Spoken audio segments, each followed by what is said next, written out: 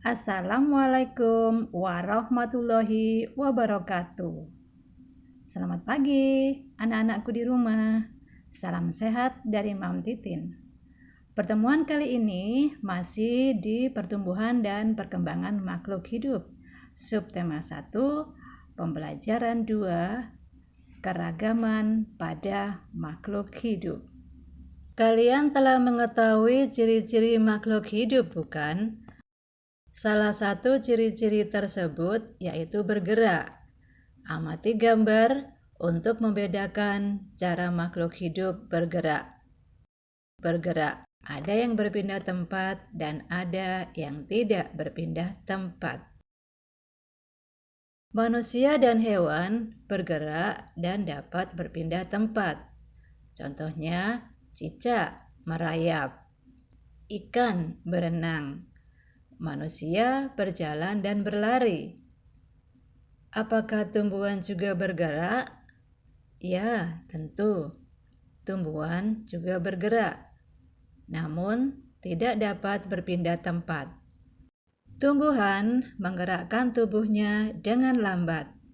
Ada yang bergerak dengan menjalarkan batang tubuhnya, misalnya anggur, kacang panjang, sirih, dan lain-lainnya. Ada gerak tumbuhan dengan cara lain, yaitu dengan sentuhan. Seperti pada tumbuhan putri malu, ia akan menguncupkan dirinya bila terkena sentuhan. Berikutnya, gerak yang dipengaruhi oleh matahari. Hampir semua tanaman akan condong atau berbelok ke arah sinar matahari untuk menyerap cahaya yang dibutuhkannya untuk proses fotosintesis, yaitu proses pembuatan makanan sendiri oleh tanaman tersebut.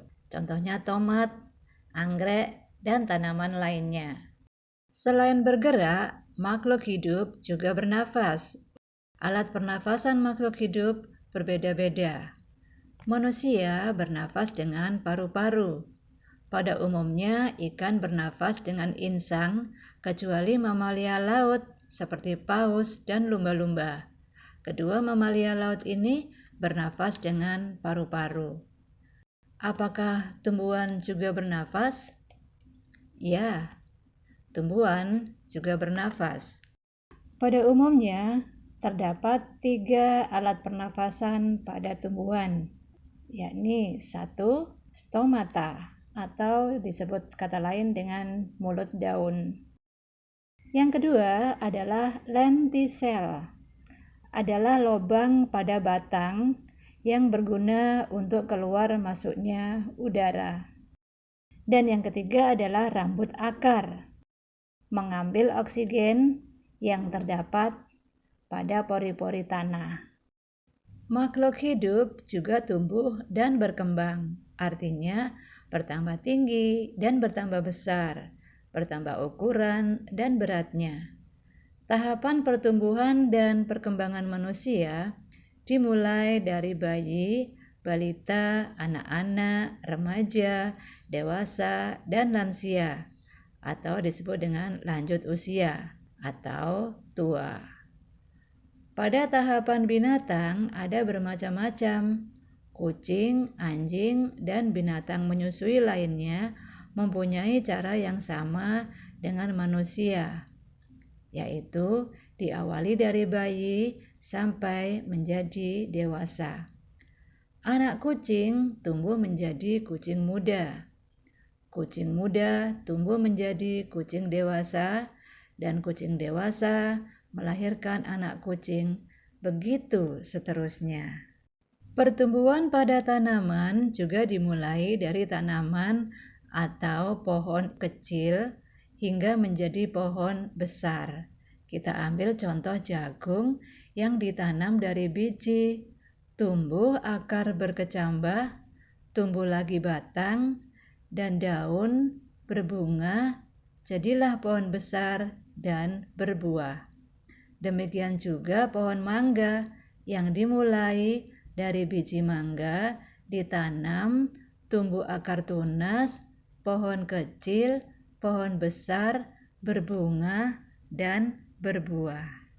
Selain bergerak, bernafas, dan tumbuh, makhluk hidup juga mengalami perkembangbiakan. Berkembang biak artinya mempunyai anak, mempunyai keturunan dengan cara berbeda-beda.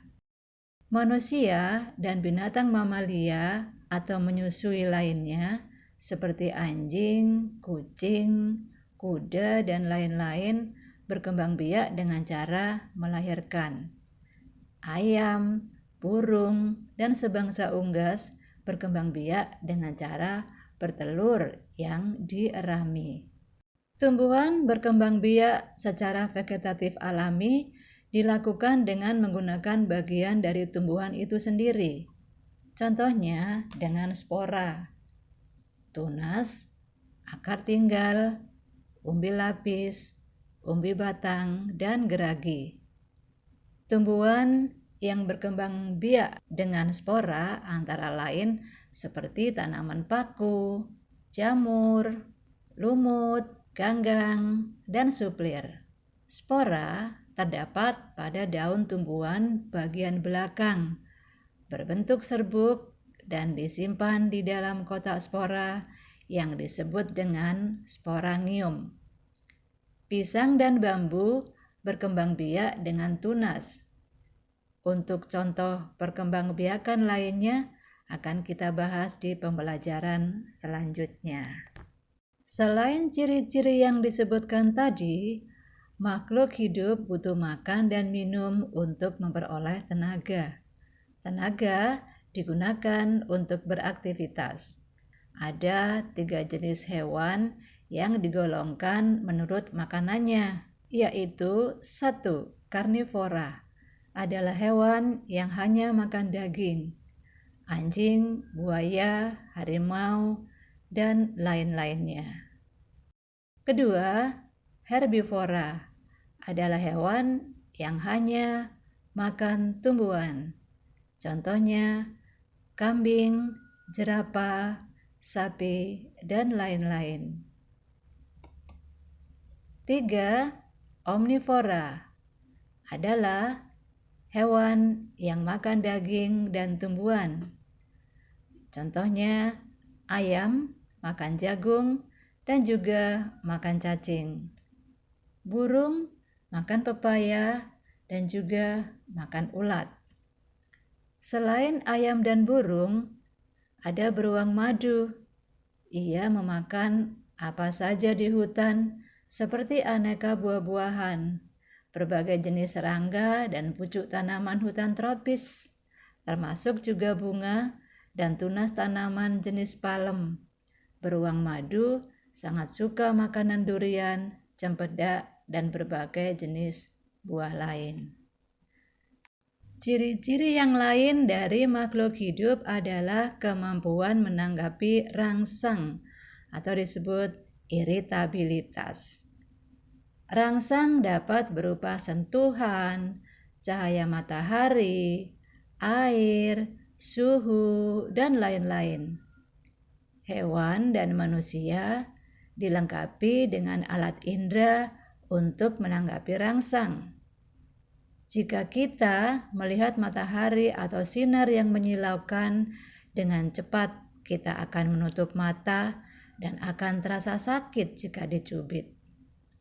Tanaman putri malu akan menguncup jika disentuh. Siput juga demikian. Jika disentuh, dia akan menyembunyikan diri ke dalam rumah siputnya, yang awalnya menjulurkan badannya panjang. Dengan serentak dia memendekkan lehernya untuk bersembunyi. Jadi, kepekaan menanggapi rangsang itu juga berbeda-beda. Ciri-ciri makhluk hidup dan perbedaannya seperti cara bergerak, cara makan dan minum, cara bernafas, cara berkembang biak, cara menanggapi rangsang, dan cara tumbuh. Yang kita bahas tadi adalah keberagaman ciri-ciri makhluk hidup. Keberagaman ciri-ciri itu semua adalah berkat Tuhan Yang Maha Esa semua itu adalah karunia-Nya juga. Kita harus pandai bersyukur atas semua karunia yang diberikan untuk kita.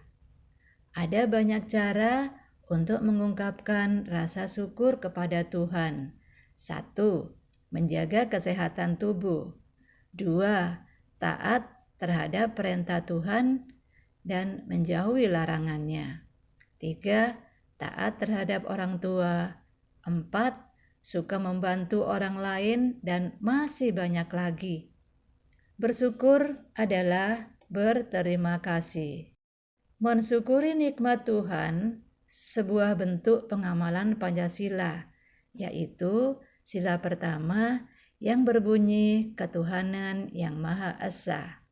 Sila yang berlambang bintang ini menunjukkan bahwa bangsa Indonesia menyatakan kepercayaan dan ketakwaan terhadap Tuhan yang Maha Esa. Demikian anak-anak materi kita kali ini. Semoga ilmu kali ini bermanfaat.